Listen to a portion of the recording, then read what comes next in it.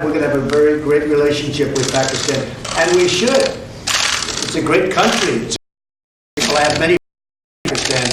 Living in New York, I have a lot of Pakistani friends, I will tell you that. And they're great people. Smart, tough. They are tough. There's no question about that. Like him. No, I'm not going to be watching, probably, maybe I'll see a little bit of it. I'm not going to be watching Mueller because you can't take all those bites out of the apple. We had no collusion, no obstruction. We had no nothing. We had a total no collusion finding. The Democrats were devastated by it. They went crazy. They've gone off the deep end. They're not doing anything. They're not doing health care. They're not doing infrastructure. They're not lowering drug prices. I'm lowering drug prices. First time in 53 years that drug prices went down last year. 53 years. And I'm doing that without the help of Congress, which makes it much tougher to do. Because if they worked with us, I could get drug prices down in half. But the Democrats don't seem to care about drug prices. All they care about is a phony investigation where the report was written. It said no collusion. The report was written, and the Attorney General, based on the report, was easily able to find there was no obstruction. There's no nothing. They're wasting their time. And Robert Mueller, I know he's conflicted. There's a lot of conflicts that he's got, including the fact that his best friend is Comey. But he's got conflicts with me, too. He's got big conflicts with me. As you know, he wanted the job of the FBI director. He didn't get it. And we had a business relationship where I said no. And I would say that he wasn't happy. Then all of a sudden he gets this position.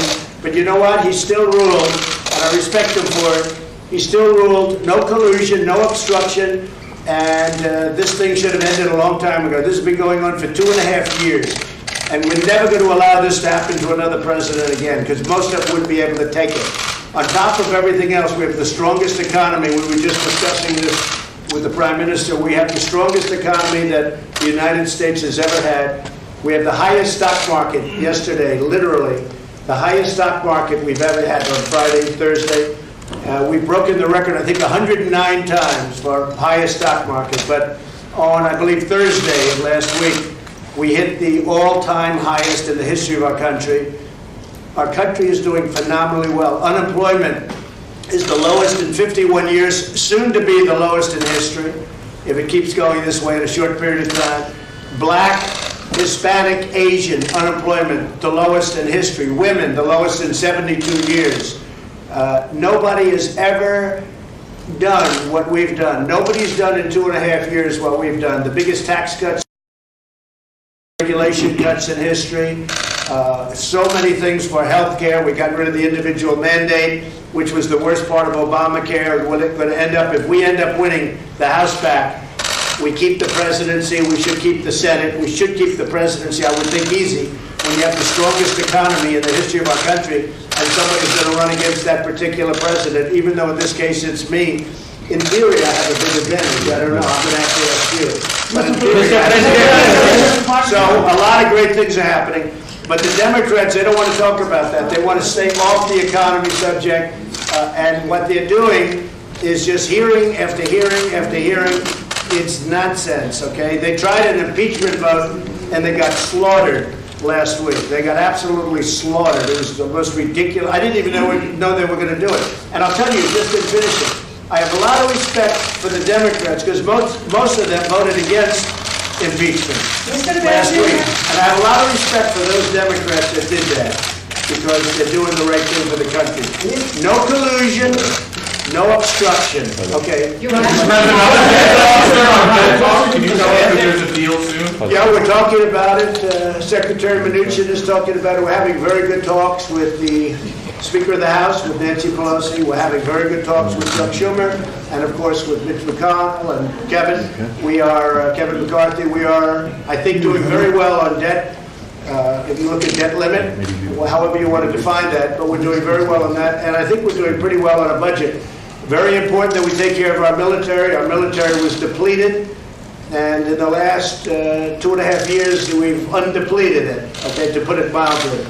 We have made it stronger than ever before. We need another big year. So we had $700 billion. We had then $716 billion. And this year, we're going to be asking for a number slightly larger than that. We're putting our military back into a shape that it's never been in before. The best missiles in the world, the best equipment in the world, the best military equipment of all. We're building submarines, the finest. Nobody can even think about competing with what we're building. We're building, as you know, new submarines. We have a new aircraft carrier coming online. It's the largest ship in the world.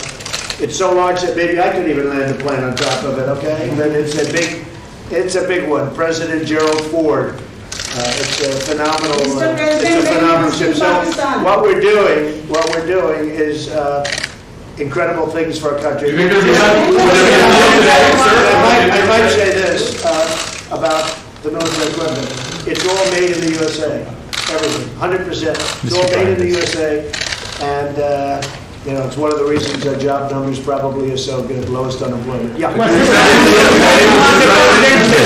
Yes. Mr. President, will you be visiting Pakistan as you described Pakistan as a great country? So he will be definitely extending you invitation. So would you be visiting Pakistan? Well, I can't say that yet because so far he has not extended me an invitation.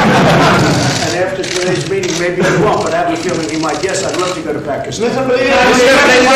Mr. President, Behzad Salini here from Pakistani news channel Ab Tak. Is there any exact date or time frame of US troops withdrawal is under consideration at your administration? Hello. Are you talking about from Afghanistan? Yes. Yeah, we have already withdrawn quite a few. And we're doing it very slowly, very safely. And we're working with Pakistan and with, as you know, we're negotiating with the Taliban. And we are doing, I think, very well in that regard. Again, it's something that we could do. We could go one of two ways. We could do a number the likes of which they've never seen before and win it very quickly. I don't want to do that. Mr. President, I don't want to do that because we're talking about millions of people, and I don't want to do that.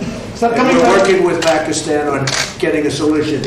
And I think it's being worked very well. Would you say Will there so? still be troops there? Mr. Khan, can you respond to this question?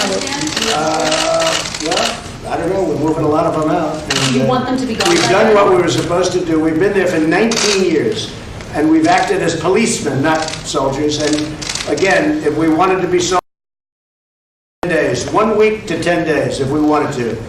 But I have not chosen that. Why would we kill millions of people? It wouldn't be fair.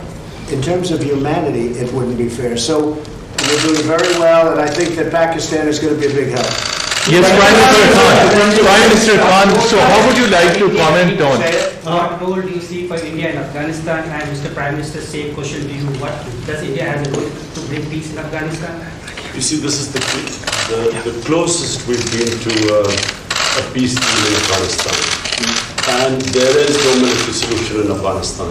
There is no military solution because as Mr. President says, if you go all out military, there will be millions and millions of people who will die. So there is only one solution. And I feel, and I think we will discuss this, it's the closest we have been to a peace deal.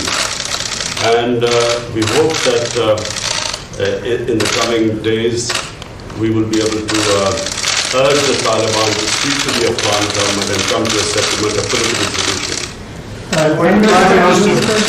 What the Prime Minister just said is a very big story, and that's 100% true. We made a lot of progress over the last couple of weeks, and Pakistan has helped us with that progress. But a lot of great things are happening. A lot of things are happening for the United States, and I think a lot of great things are going to be happening for Pakistan too, under your leadership. I really feel that. Thank you. Are we closer to negotiations or to armed conflict? I think Iran doesn't know where they are. I've been watching and reading a lot of reports, and right now they're a very mixed up country. They don't know whether they're coming or going. They have tremendous problems economically. Their country's in turmoil. They're having demonstrations all over Iran. Their inflation rate's at 75%.